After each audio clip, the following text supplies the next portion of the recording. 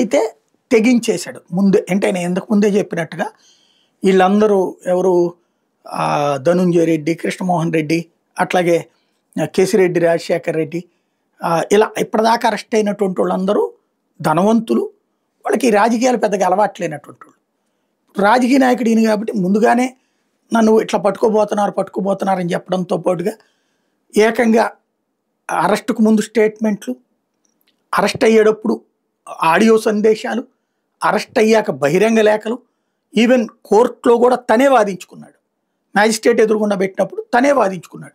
నేను ఎప్పటి నుంచినో విచారణకు రెడీ అన్నా, నన్ను ఒక్కరోజు కూడా విచారించలేదు.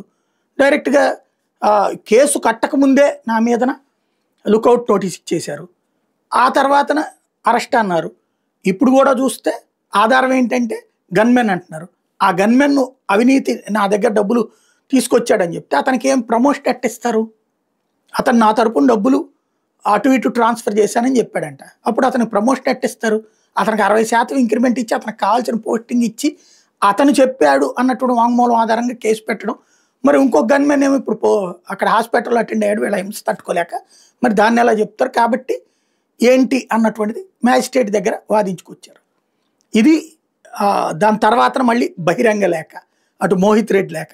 ఓవరాల్గా లిక్కర్ కేసులో తొలిసారి ఒక తిరగబడ్డం ద్వారా జగన్ తరపున వెర్షన్ని జనంలోకి తీసుకెళ్లే ప్రయత్నం చేస్తున్నారు.